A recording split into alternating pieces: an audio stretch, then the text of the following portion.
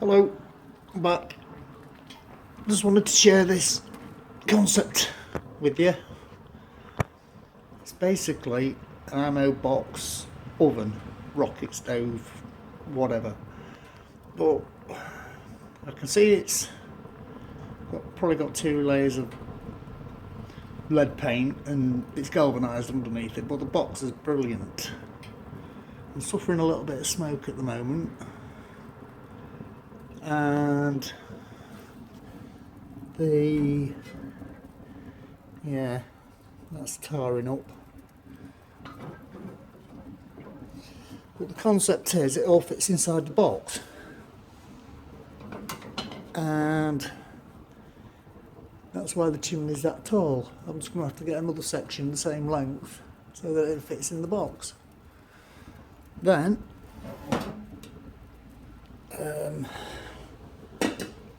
this bit is going to be fit loose. It can't come off.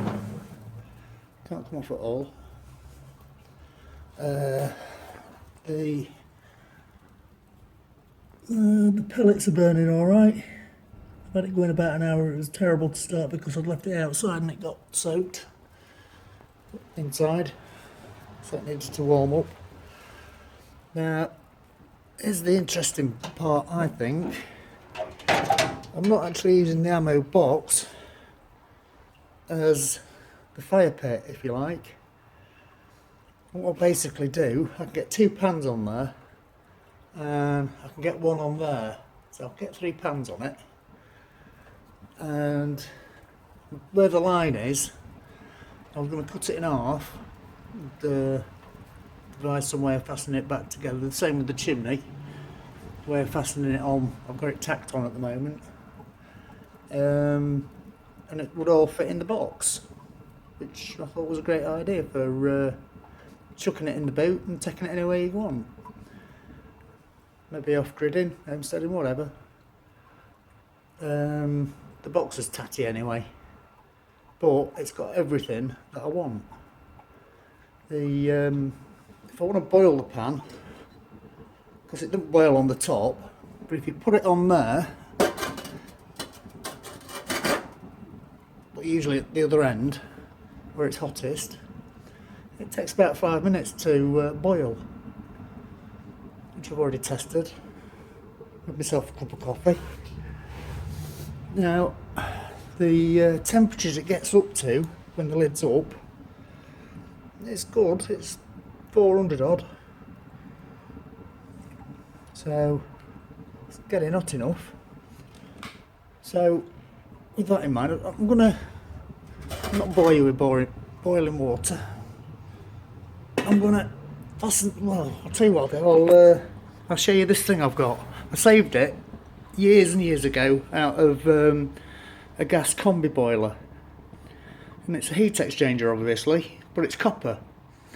So you could actually connect that to something like a Berco, stainless Berco, and you'd have like gallons of boiling water by doing this.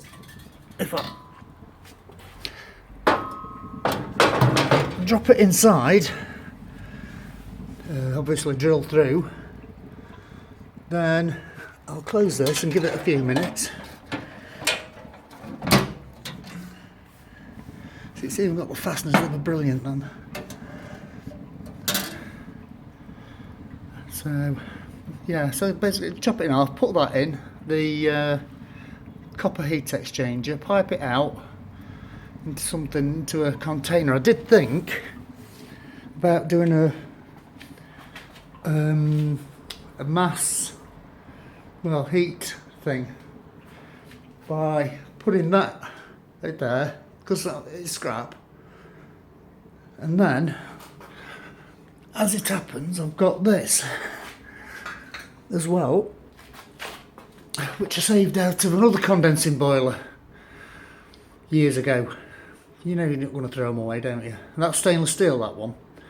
So I was thinking, if I put connectors on that, connect it to the other heat exchanger, then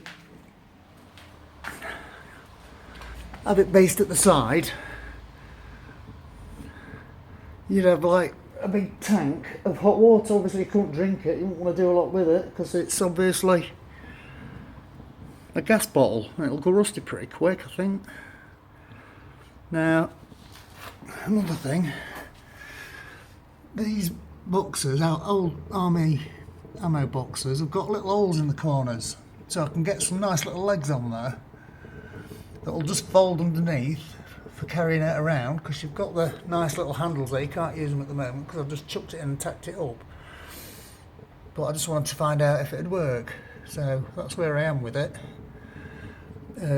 Put some legs on it, set it up, there you go. When you've finished, well, obviously let it cool down and pack it all away and go away. Or if you're not going away and you're leaving it up for the night, what I was thinking, you could put some rocks or bricks or something in it, just to hold the heat, and then just take it inside your tent or whatever you've got, or just leave it in near the door of the tent and it'd just be something warm for hours and hours. So, but the problems, this, it's terrible. So, yeah, look, running out. So, as you can see, it's been running down. But that's the problem of having. Might drill some holes in the bottom, see if I can get it sucking some more air in from down the bottom. I might drill some holes in the bottom of the chimney, see if I can't get a secondary burn on it. What I have been using in the meantime, and it doesn't smoke when I put that on it, obviously take the cooking griddle off, put that on it, and it's perfect. It's absolutely perfect. Doesn't smoke at all. But I just want to show you what the concept was. I didn't want to show you with that on it. What else was there? Yeah, that's about it really. Obviously it's very scruffy, very rusty. It's been outside. I've been trying it outside in the cold, and it really doesn't like the cold. And the thing is, if you want it to work, you want it to work in the cold. So I really need a chimney extension. I think that'll sort that. Holes in the bottom of the chimney, holes in the bottom of there. I'm leaving it loose for packing. It don't come out. The other thing I was thinking was, pellets are alright, but you can't get pellets when you're out in the countryside without carting bags of them about, and you don't want to do that. So I'm going to cut this as a 4-inch hole. Put some 4-inch box section on that, maybe 10 inches, something like that. And you can use it, I have used it as horizontally as a normal rocket stove, and that works pretty well. The grate I've got, I just chucked together basically, and oh, this is handy. You can just give it a shake like that, and it just drops a little bit more fuel down. But there's no roar like a rocket stove, unless I put the other chimney on. In fact, when you do that, it does smoke a bit. So, I think that's it. I just wanted to share the idea, show you where I'm going with it and what potential it's got. I think, hold on, I'll just have a look inside. That's under this. You can't lift the lid up normally, but that bit of stainless wire, it's perfect. It don't get hot. So where's my heat gone? Right. There's what it does. And that's centigrade. So it gets warm enough. It gets even warmer with a longer chimney on it. Now that heat exchanger, it's only been in there a couple of minutes, but it's already, you know, that's up at 100 degrees. So I can see that boiling water quite easy if you keep the lid down. Now you can use the top for just keeping stuff warm, like the pan of water I had. It does simmer pretty well. It won't boil, but it'll simmer. Obviously I've had it lifted up so it's cooled down a bit, but that's normally about 140, 150. If you leave it long enough it gets up to 190 in the middle. The other downside at the moment actually is the width, that 4-inch width or 100mm width of the horizontal burn chamber, if you want to call it, whatever you want to call it. Obviously it makes the pan hot in one place, so you've got to stir everything, and once you've got the pan in there like so, and you leave that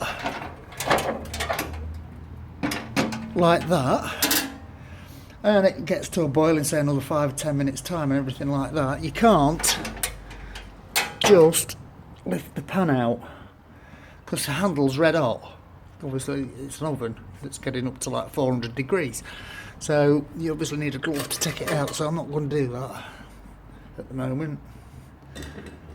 I've got no idea about how many pellets it's using, it's just a concept of chucking them in at the minute willy-nilly. So,